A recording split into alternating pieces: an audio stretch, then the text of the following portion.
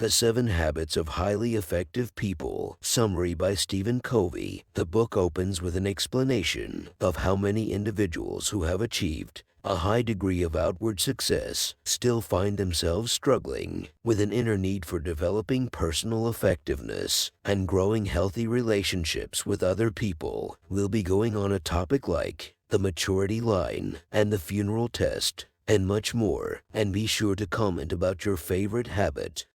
The maturity line. The 7 habits move us through the following stages. 1. Dependence. The paradigm under which we are born, relying upon others to take care of us. Independence. The paradigm under which we can make our own decisions and take care of ourselves. Interdependence. The paradigm under which we cooperate to achieve something that cannot be achieved independently. Much of the success literature today tends to value independence, encouraging people to become liberated and do their own thing. The 7 habits in this book will help you move from a state of dependence to independence, and finally to interdependence. Habit 1. Be proactive. The first and most fundamental habit of an effective person is to be proactive. More than just taking the initiative, being proactive means taking responsibility for your life. Reactive people are driven by emotions, while proactive people are driven by values. The author quotes Viktor Frankl, author of Man's Search for Meaning, when he says, "Between stimulus and response there is a space. In that space is our greatest power to choose our response." A proactive person uses proactive language, "I can, I will, I prefer, etc." Reactive person uses reactive language, "I can't, I have to, if only." Circles of influence versus circles of concern. Our circle of influence contains everything in life we can change. Our circle of concern contains everything in life we cannot change. Things in our circle of influence include our direct actions and reactions to the world around us. Mood, habits. Things in our circle of concern include the past, the weather, the actions of most other people. Habit 2. Begin with the end in mind. If your ladder is not leaning against the right wall, every step you take gets you to the wrong place faster. To begin with the end in mind means to start with a clear understanding of your destination, being clear about who you want to be and where you want to go. Habit 2 is based on imagination and on the idea that 2 different forms of creation exist, mental creation and physical creation. Covey says that when you take an action, you actually do it twice. The first time is when you imagine doing it, and then again when you actually do it in real life. Almost all world-class athletes and other peak performers are visualizers. They see it, they feel it, they experience it before they actually do it. Do the funeral test. To better understand this habit, Covey invites you to imagine your funeral. He asks you to think how you would like your loved ones to remember you, what you would like them to acknowledge as your achievements, and to consider what a difference you made in their lives.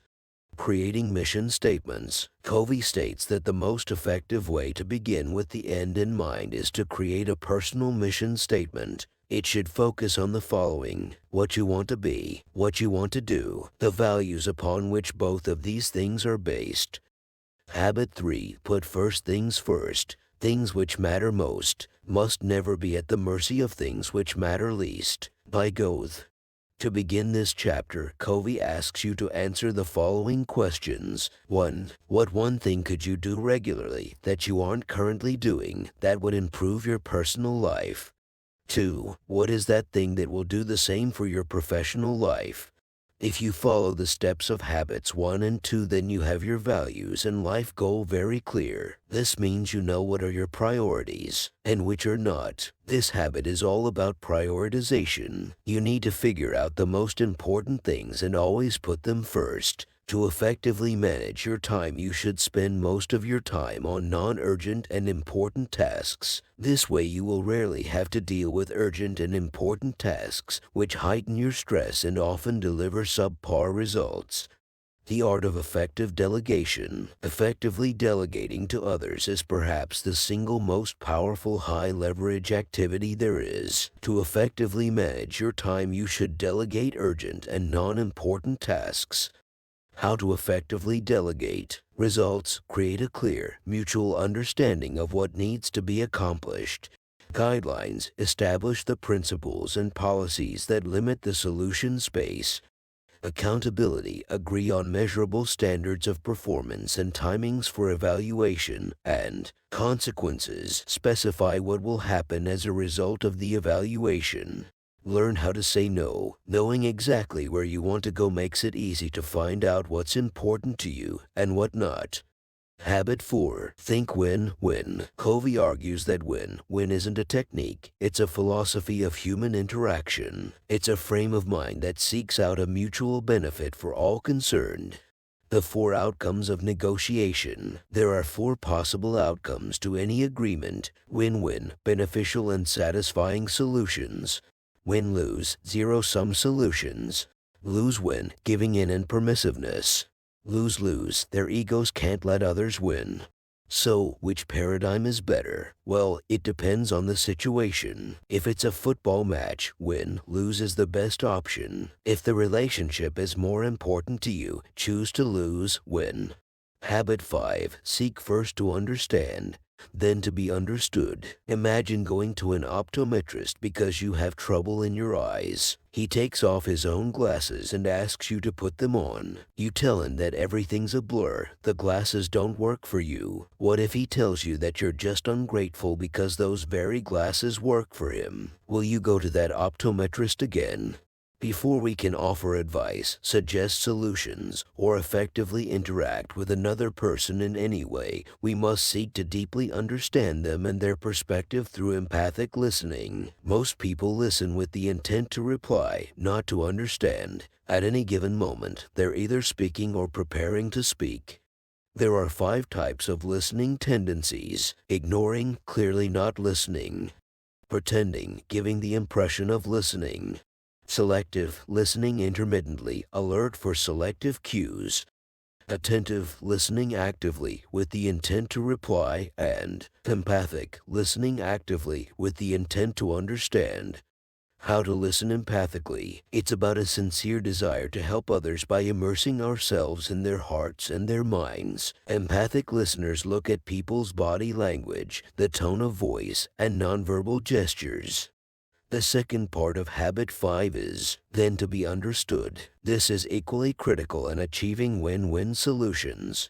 To be understood, the author advises not to start and communicate with just logic, but to explain where you're coming from emotionally as well. So next time you're watching 2 people communicating, cover your ears and watch. What emotions are being communicated that might not come across through words alone? Write down what you noticed. And now, before the quick recap, if you want more content that can help you get to your dreams one tiny step at a time, hit that subscribe button and press the notification bell. Back to the recap of what we learned. 1. Focus on things in your circle of influence. 2. Create your mission statements. 3. Try to approach every situation willing to negotiate until both parties are satisfied. 4. Empathic listeners look at people's body language, the tone of voice, and nonverbal gestures. And again, be sure to comment about your favorite habit. And until then, my friends, be legendary.